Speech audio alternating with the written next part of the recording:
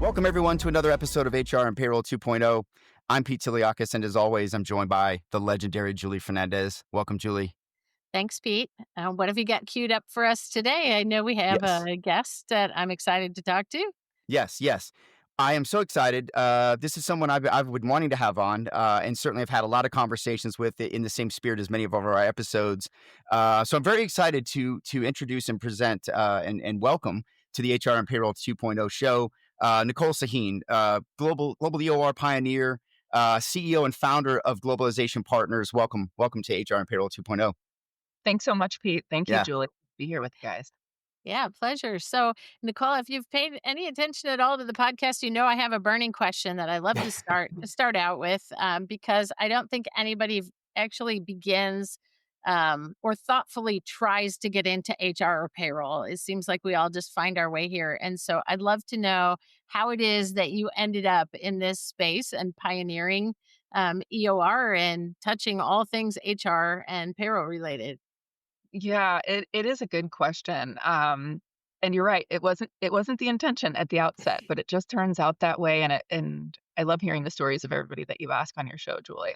Um, so basically, I used to be when I finished grad school. I knew I wanted to be an entrepreneur with a global focus, and jumped on board with a man with a dream. That was Larry Harding, who was running High Street Partners, and I was the fifth employee. And employees number two was like his wife. Employee number three was his assistant. So it was really early days, and our role was to help startup companies in the Silicon Valley, like Tesla and Infinera at that time, which were in their infancy, when they wanted to hire employees in other countries. And as there's just so much legal nuance that goes with Yeah. that and compliance nuance. So our typical answer would be like, before you hire this person in Brazil, you're ready to give an offer to. We have to set up a company in Brazil. It's going to take 9 to 12 months. And then you can register for payroll. Then you can, all these Yeah. things Yeah. and set up the benefits. And our team was the drop in team that would go set up the legal entities around the globe for those clients, and also deal with like the HR issues, the tax issues, the finance issues. And really it was the intersection of HR, legal, tax, and compliance that makes the world go round when you want to hire people, that we were consulting on. And before long, I had set up 100 companies for 100 clients that were expanding, hiring one guy in the UK, and they just didn't want to have to do that. They just wanted to be able to issue an offer quickly. Yeah. And I thought there were some companies that were doing like mom and pop shop style of EOR, employer of record, on the ground in countries, saying, we'll put this guy on your payroll till you set up a company. And I thought that's the solution companies want.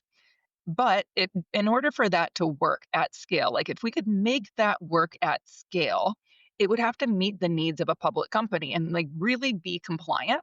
And then it's infinitely scalable, right? Like, Right. but that industry didn't exist. If you were to ask a lawyer at that time, they'd say that's not legal, it's not compliant.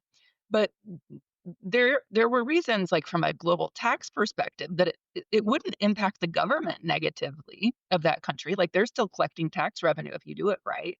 Yeah. Uh, that it could work out well for everybody. And so I just set about. I left that company and traveled for a year, and met with tax advisors and lawyers on the ground in 24 different countries, and figured out like I can thread the needle on a country by country basis and make this work. And ultimately went about setting up the company and building it from there. Yeah. Yeah, Very I cool. can't help but ask, like, the first thing that comes to my mind, Nicole, hearing that story is which were the countries that, that were like the Yeah. no-brainers that everybody wanted to go to? Yeah. Yeah, I mean, it's a good question. I mean, at that time, it was like the UK and France and China, Hong Kong, Singapore, Australia, Mexico, Canada. And it's still the same, but the mix of countries has changed over the years for sure. Yeah. Um, Yeah. and, and it's not like you can't just have 10 countries. I think for an employer of record platform, companies really want to know, like, wherever they want to hire somebody is where you're going to go. And Yeah. so we were very quickly expanding our footprint and setting up our own companies around the Yeah. globe. Well, I was just gonna follow that up with, like, so you must have found something about that you loved. What makes you stay? Well, first of all, I have to say I do love people. What I loved about the global business in the first place was, there are unbelievably brilliant and talented people all over the globe. it makes your company and your business and your life so much better when you're hiring people all over the globe. I think it brings people together when they work around the globe. And I Yeah. mean, now I think people are used to a lot of diversity and they know that. Like they know there's smart people everywhere.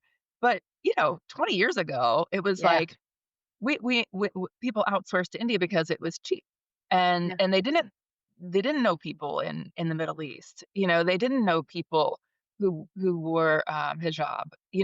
And now it's much more common. We're much more fluent cross culturally, but I think we're much more fluent and accepting of other people. Like we can see that we're all human more because we're so used to working cross culturally. Yeah. But 20 years ago, we didn't have social media. We didn't see people who were and I think the media, made us fear people who lived in other countries and feel like other people are different from us. Yeah. Another thing that really drew me to this industry overall is like the access to opportunity. It Yeah. is amazing to me to witness, again, 20 years ago, it's really cheap to hire people in India. We can pay people $5,000 a year. That's awesome. Great. Okay. But like now what we see is that an AI engineer in India makes just as much as an AI engineer in Ireland. Like, there's not like they have equal access to opportunity because we're all working remotely and people are paid not all the time, but it's getting to the point where people are paid for what the value they bring to the table. And I just don't think there's anything more exciting than like the true democratization of opportunity. Yeah. Yeah, the Yeah. human enablement and all of this is really, really exciting, right? Just what technology and sort of borderless hiring has cultivated. I think back, Julie, you probably the same as me. I think back to the times I managed or helped scope expat payrolls, and it was interesting because back then it was scary anyway. Even as the payroll leader, I luckily had some great resources that led those parts of my team, but it was scary, right? It was there, and normally, interestingly though, it was a lot of the same people moving around. It was mostly global mobility for bigger companies. But I think back to that, and I think all the opportunities that maybe the company missed out on because they didn't have this sort of agile way of moving people in Yeah. different places and plugging and playing resources. So, Yeah. I yeah, think companies still do because I yeah, think they you need either to, know about employer of record or you don't.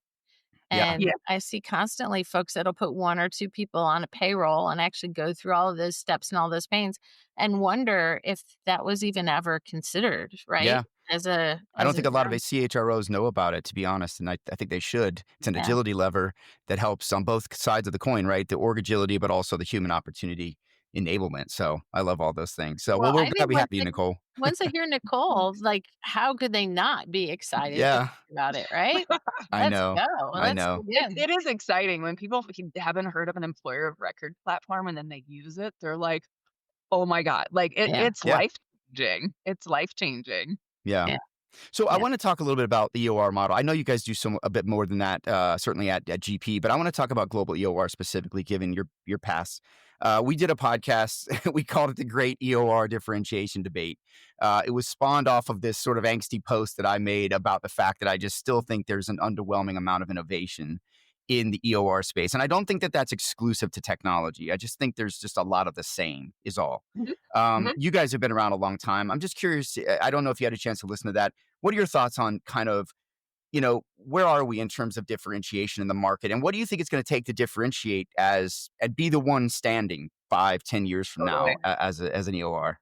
I mean, it's a great question. The market's changed a lot. I Yeah. would say the reason there's not a lot of differentiation or wasn't a lot of differentiation previously is because the scope of building an employer of record platform is Yeah. vast. And I think what you saw a lot of times is a lot of these companies were founded in like right after the pandemic, got a whole bunch of venture capital money, made a fun, fancy front end, and then were like really hustling behind the scenes with bodies and just throwing bodies at it to make it work. Because at the end of the day, doing business in 180 countries compliantly is a lot of work. And so I think Yeah. I think the mandate was like, let's make this software and scalable, but the reality of that was different. Um, okay, so the differentiation, what do I think is a differentiator, or can't should be a differentiator? At this point, I mean, I think the differentiators, the basics should be that you have your own legal entities on the ground in all these different countries. It's absolutely necessary. Like you Yeah. can't own the compliance or your tech stack until you have your own legal entities on the ground in country. You have to have technology, modular, modern technology. that can be used and is fully automated with AI. I would say companies, a lot of these companies, there's so many stages of the employer of record industry that again was started, you know, uh, 12 or so years ago. And when I say started, there were always mom and pop shops around the globe Yeah. doing this, but like in terms of like, let's make this a big scalable industry. Yeah. If you started 12 years ago, you could have done it as mostly a services industry, like a contracting type business. Yeah. So A I lot were think born there. yeah. Yeah. So Yeah. if companies didn't get their data organized, start building software early enough, then those are kind of like they're not going to thrive in the future. Also, AI, again, getting your data organized, building AI. In order to have AI that's successful at this point across such a vast scope of doing business internationally, you had to start getting your data organized at least 3 years ago, right? Yeah. In order to even keep up. 100%. So and then compliance, huge differentiator. There's a lot of news being made about companies that aren't compliant with various employment regulations in lots of different countries. Companies want that. I mean, we have a very high close rate, and it's because once company they hear of other companies more frequently, but when they come to us and they hear about our compliance background and history of having 0 legal issues over 12 years of doing business. That's so compelling. It's just really important. Like, when you choose an employer of record platform, you are outsourcing your legal, HR, and compliance, Yeah. ultimately the Yeah. integrity pinnings of your company to a third party. So it has to be compliant and Agreed. to meet Yeah. the needs of a public company or a company that's going to go through a transaction. So I would say all of that is the basics. What's going to make a company successful in the future, again, is how is their AI current status enables future status. And and then separately, I think service is actually really critical. It's Mhm. probably underestimated, but the quality of service that you offer people is really important. Even if you can use AI, you still have these nuanced situations on the ground in country. Yeah. When you're employees in a hospital, you don't want to talk to an AI chat box. You Yeah. need to be able to pick up the phone and Yeah. talk to somebody.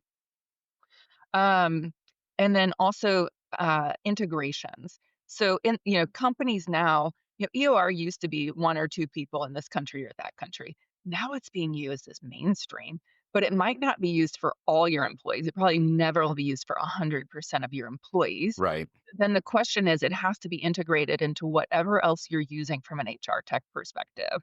So whether it's ADP or Workday or TriNet or Insperity or whatever, it's like needs to be really integrated and feel like a play. And that's where I think we're seeing a big battle fought out in the partner ecosystem right now. Also, the reason integrations are critical is because the AI chatbots have to be able to and the agents have to be able to talk to each other and liaise.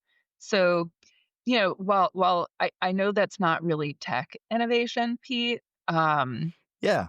Well, it no, is no, what it is. but it is. I think it is, right? Applying I mean, I heard the key thing there, I think I heard, and I personally feel is what's gonna differentiate many of the firms is gonna be their data and their insight and being able to productize and bring that to the customer's hands. And I think you guys have taken a step, right, with Gia. By the way, your beta is available now. I think anyone can use that. Yep. Tell us about that, because I know you guys are sitting on Sure. this rich data set. I've played around with Gia a little bit, and I'd love to actually segue this because I know you guys have a new report, AI and work or AI at work report that I want to talk about. You guys have just sneak previewed for us. So let's talk about that because I think that that's something that to me and Julie, we've been talking about data, getting data ready, right? I think that's a big part of being able to use AI here. But talk about that a little bit about how you guys have brought your insight and data and bring that to life with Gia. Sure. Yeah. So what we did with Gia, so Gia is a separate software product that ultimately any company can use. Doesn't have to be using our employer of record platform. But the idea of Gia is that if a company wants to get HR Hmm. or advice around their employment related to an employee internationally, they would log into Gia, and Gia is a software product, AI enabled software project or HR agent that, like, if a company has a question like, "Hey, my employee's moving from Austin to San Francisco. Here's his employment contract. What do I need to do?"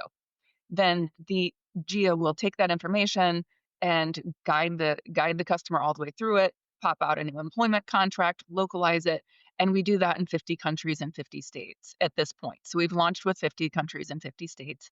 It's based on I think almost a million instances of our own team using our own lawyers doing things internationally. Yeah.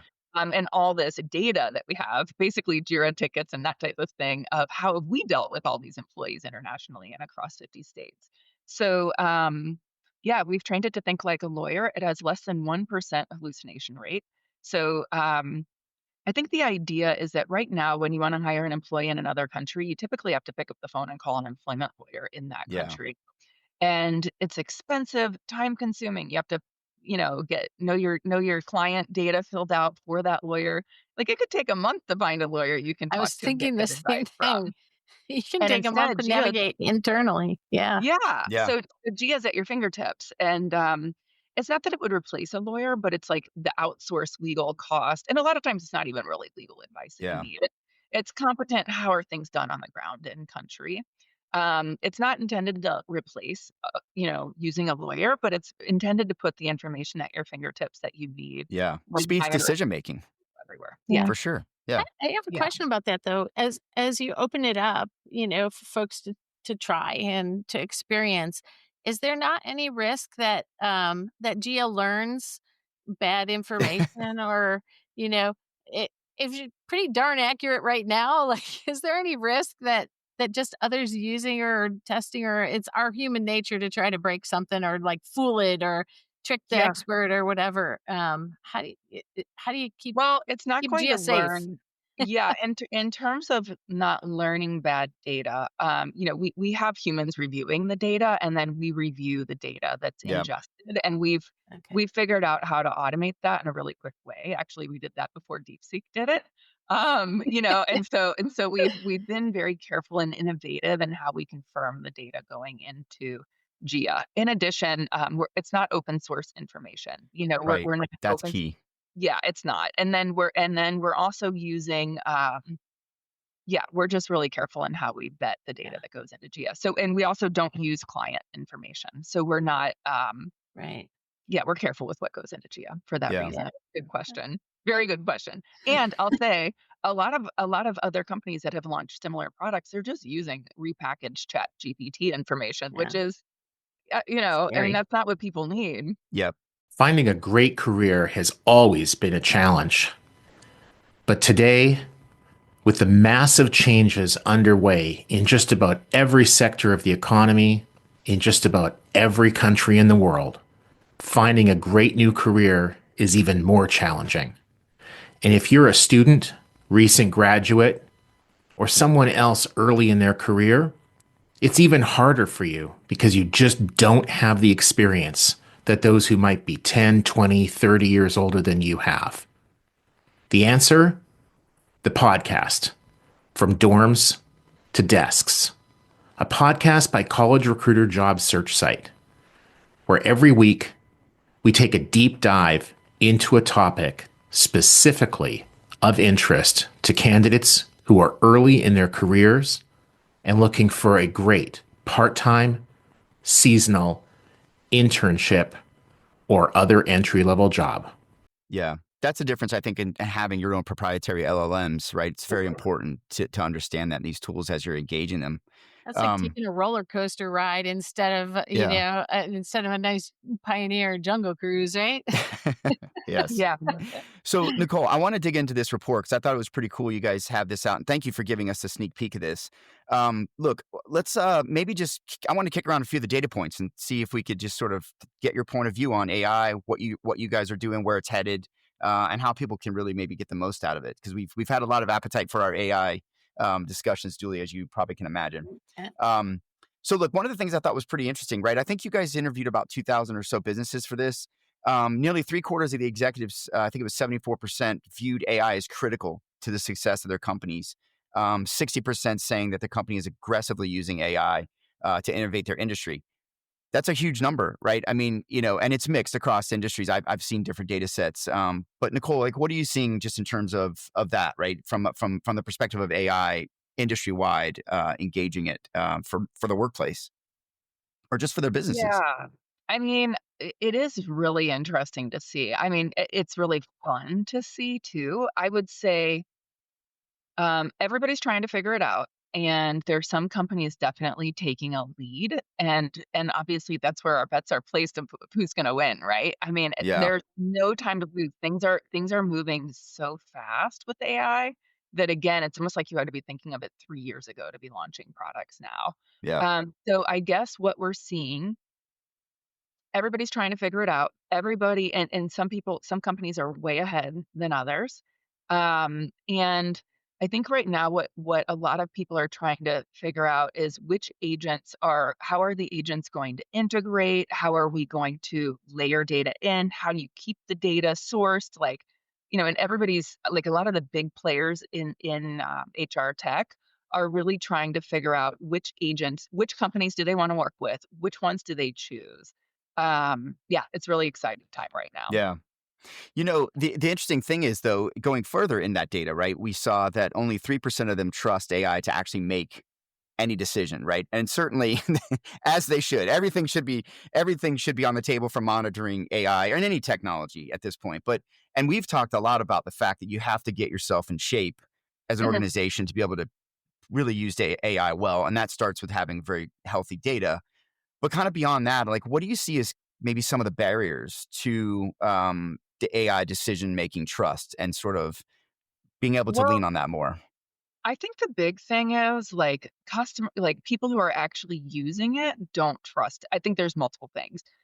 People who are actually using it don't trust it, and they probably shouldn't. And just to give you an example, like I mean, I use ChatGPT to like do a horoscope for me and a Yeah, friend the other day, and I was like, actually, that's not actually, like those actually aren't my astrological signs, like, so it Yeah. can't even do an astrology chart, so I don't want ChatGPT doing an HR document for me, yeah, so I took that, and so I think related to that, since most people are using ChatGPT or just experimenting a little bit, they don't really understand how to vet whether a product is made or solid. So just to share some of the inner workings behind with Gia, what we've seen, some of the yeah, big companies in the world are checking out Gia, and they'll get a team of lawyers on, representing 10 countries, and we're like, "Hey, we didn't say Gia's passed the bar exam." You know what I mean? Like, yeah, we yeah, Gia is a good tool to use to replace, 95% of your global HR and legal outsourcing costs. And Gia hasn't passed the bar exam. She's not hallucinating. She's not but yeah, maybe a yeah, lawyer would make a different choice, but like you're kind of it's a tool, right? It's a tool to put things at your fingertips, and somebody should still use that information, make a decision. If it's a big decision and they should still use a lawyer, or work yeah, with a but it's basically the speed to access and getting the vast majority of it through a tool they can trust. yeah, And I yeah, companies don't know who they can trust or what tools. They don't understand AI.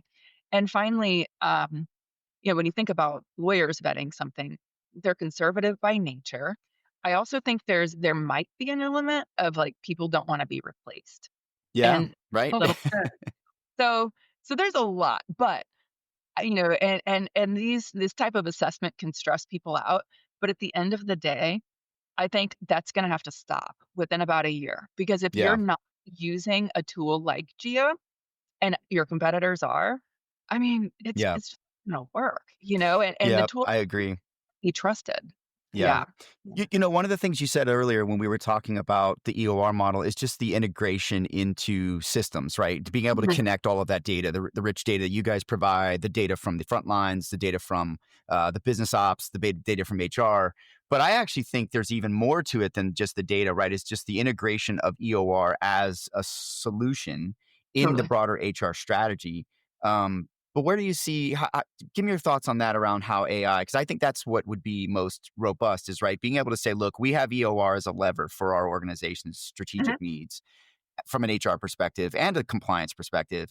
But we also have this data, right, to help us model things very quickly. And, I know we've all probably been there, right, with the CFO or someone coming to you saying, hey, I need a business case for this, just ballpark for this thing we're thinking about. Um, that could take weeks in the regular world. Now with AI, you could obviously give at least some ballpark information and get the things going, right? Get the conversation going, maybe even get action going faster. But what else, like, do you see as far as that integration between, say, the service itself, but also this data and insights to help them make good decisions and do other things? I mean, I think it's a game changer, and it's what we were waiting for. I mean, at the Yeah. end of the day, I've always felt like it's coming, and like all of this can be so easy, but it actually took AI because maybe as an entrepreneur, I Yeah. underestimated the vastness of the complexity of all the global It was laws. always there, we just didn't know how to get to it. Exactly. Yeah, Yeah. yeah. And now we have AI as a tool, like just the ability to consume vast quantities of data and make, complex and ever-changing legal landscape simplified was kind of the point of an employer of record, and now it can stay up to date and easy to use. And yeah, it just is such a game changer. I think it's the future of Yeah, how people will be employed, because why set up all these different entities all over the globe? yeah. It doesn't make Yeah. sense. Yeah, I've heard more larger organizations talking about using EOR even as sort of cost management for entities and long tails, where it's something they're saying like, well, we don't necessarily want to operate this entity ourselves. Well, we need it. Mhm. Maybe we'll use an EOR to help us as and when versus necessarily maintaining all of that. So is Yeah. that something you guys see as well, or Yeah, we see people shutting down entities because they just don't wanna have yeah, to deal with it. Yeah. yeah, It's so much work, and it's really complicated. yeah, But I think between the combination of GIA, which can help companies manage their own entities, and, when they have to have them, and using EOR much more, I do think companies are getting way more comfortable with an employer of record platform, and, we're just gonna see more and more adoption of it. It's a yeah. no-brainer. Yeah, it's definitely a stepping stone to the next level for companies. I think it bridges that gap of risk and angst and anxiety with going somewhere new. But Nicole, so one of the things I want to ask you about is just, we always whip HR for like, you're not strategic enough. You don't add enough value. Payroll gets it, right? I mean, obviously they're probably the worst recipients, but how do you think AI is going to help shift that HR and payroll from being That's a good seen as question. maybe process oriented to being more of strategic leaders? Yeah, that's great. Well, at the end of the day, talent is how you build a business, and having and access to markets, right? And you access market through being able to hire salespeople globally. So at the end of the day, flattening those barriers and making it possible for companies to get access to talent everywhere, it just puts a lot more tools at an HR person's fingertips to be able to say, "I can make this happen, and here's how." Like, this is a core business fundamental need. It always was, and now that's available more than ever for I think for people to be creative, come up with solutions, and get things done. Yeah, the speed. I think the speed and agility, it just goes really well with the whole just the what the value prop I think of global employment is, right? And global EOR is helping people get to an answer very fast, versus weeks, not months, sort of Exactly. value prop. So I love that. Julie, did you have something? I'm sorry. No, I know. Oh, my mind's going all sorts of places, as I think about companies really exercising this muscle more, right? And not necessarily jumping to build an entity every time they need employees somewhere. And it also makes me think of all the safe gates that you have to have in place. Like, how do we know? My mind started thinking about blockchaining.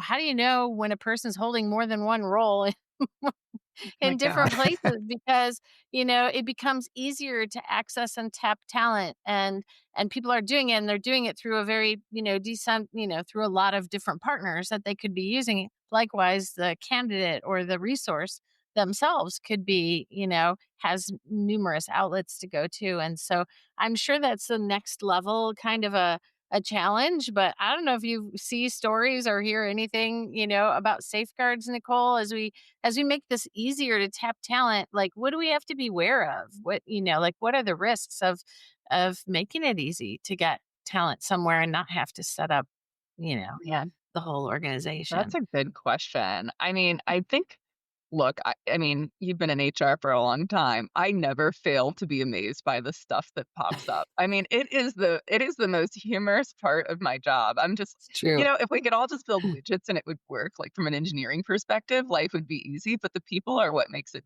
both fun and completely unpredictable. Crazy. But Yeah. yeah, I mean, at the end of the day, I don't think an EOR can resolve that, right? No, Like, I don't think people so being either. a Yeah. little wild sometimes. I will say it makes it easier to hire and fire people, which is a huge relief, because if you come up with somebody stealing your corporate IP, somebody having multiple jobs, whatever it is, at the end of the day, having a team on board that can help you let that person go and manage things legally behind the scenes is worth its weight in gold.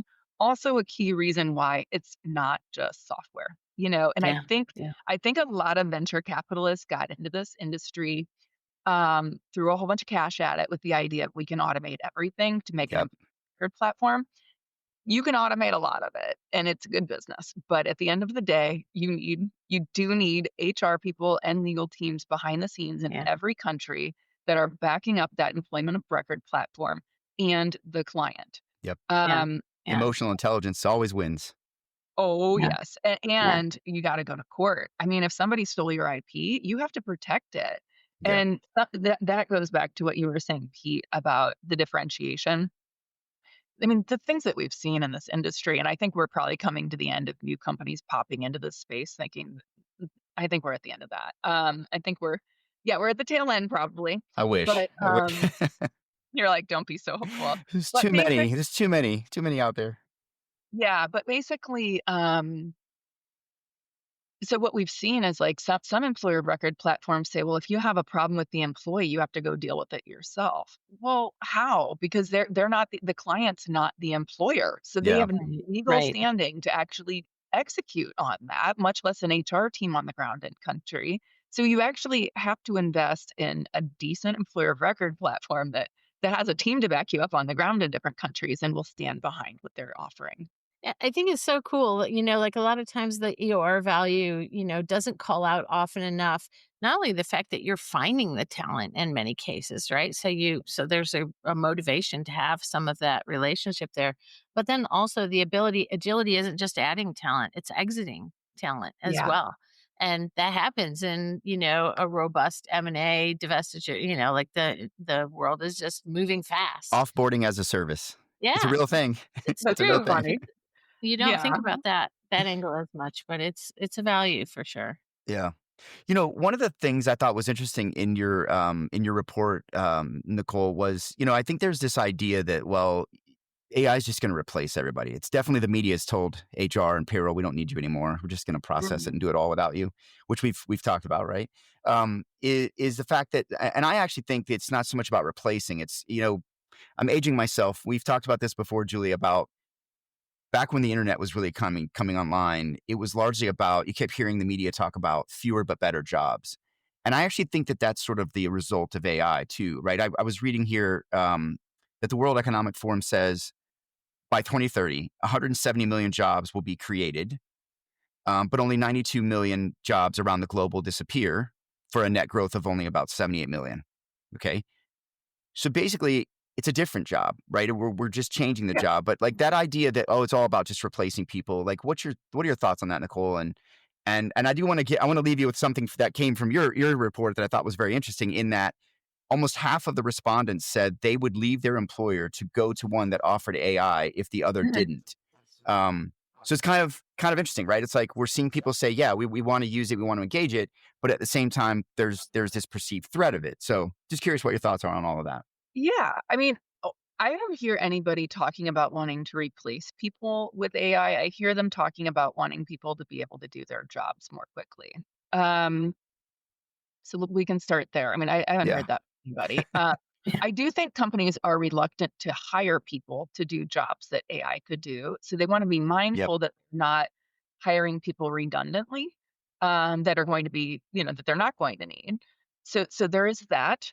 But what I actually am a little bit more concerned about is just from a human perspective. What I see right now is things are moving so quickly that I feel like executives are getting overwhelmed by the speed and pace of information. Mm. I don't think the working model of we're all going to work 50 hours a week for 50 years and take 2 weeks vacation a year is going to work. Yeah. Like people Yeah. need to check out and take a break sometimes. And it's a little too fast and it's going to get so much faster. So I'm a little more concerned about what is the social model behind how people deal with that's feed Yeah. and amount of data flowing into the human brain. Yeah. Yeah. Yeah, I mean, the bandwidth, right, to have all these things, to be able to you're right, synthesize them. Hopefully AI AI is gonna help us. I mean, look, I love the agentic and the autonomous nature of things coming online saying, "Hey, we can produce for you, we can go run down a checklist for you."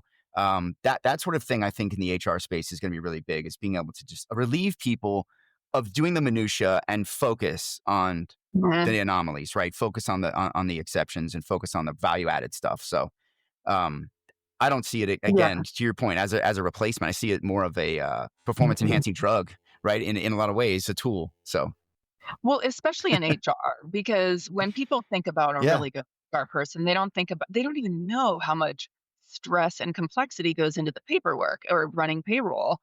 They're thinking about, like, the situation where you do have an employee who you find out has another job, or like the somebody who's having, is grieving and needs emotional support, but also has a job to do, or like we got to move this guy out and find some new people. Like, right, those are the hard things that require a lot of EQ, and that's also what motivates most HR people. It's why they want the job.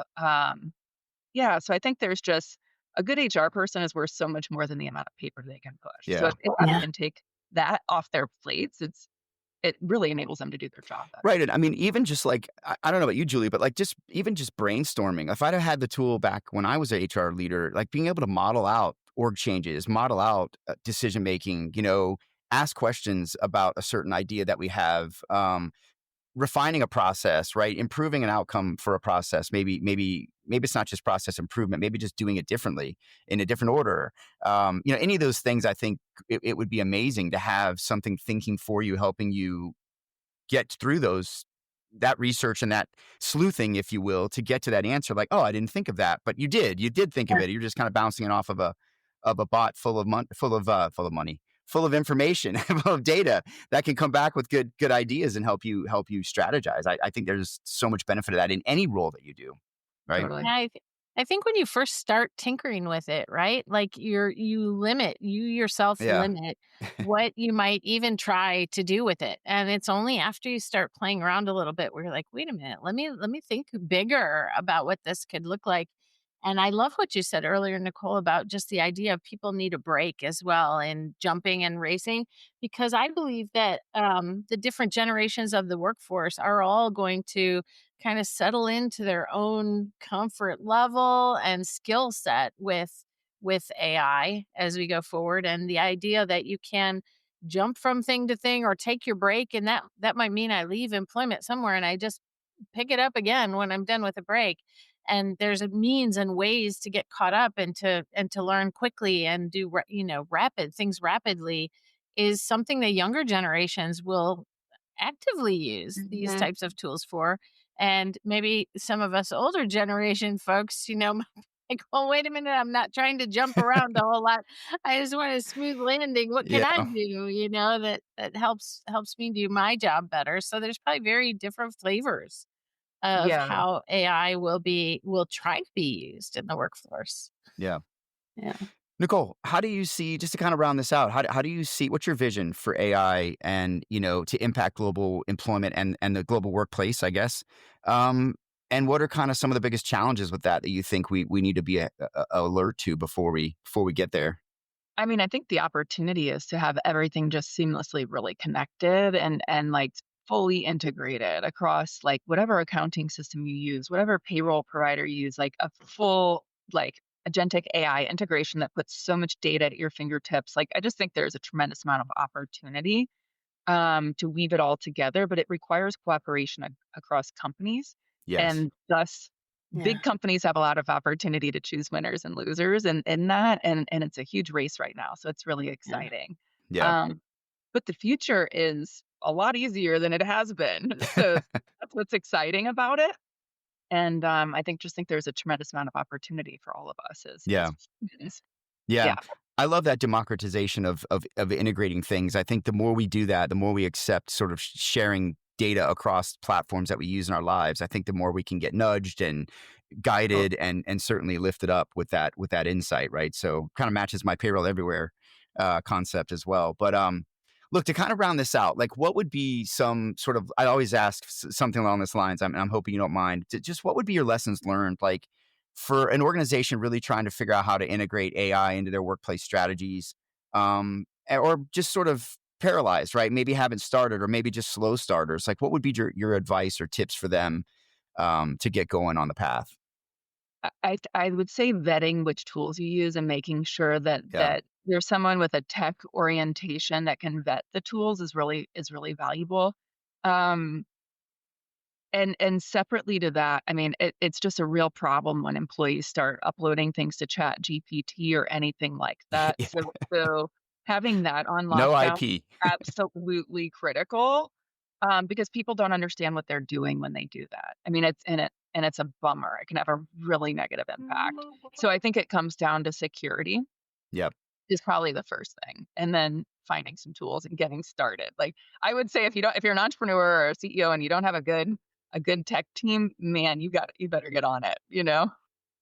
Yeah, So that's a great point. I heard, I've said this before, but I think that I remember years ago, I heard the CEO of Delta say something about the fact that they were a tech company. mm, Um, and some folks laughed at that, right? And I think that was a very, very smart bet. I think anyone today in yes. business, you have to be a tech company, and you have to use tech in your organization. And AI certainly is one of the most powerful that we've seen in a long time. So I love what it's doing for HR. I love what it's doing for businesses and for the consumer, Mhm. and all this. So I'm excited to see where it's going to go, next.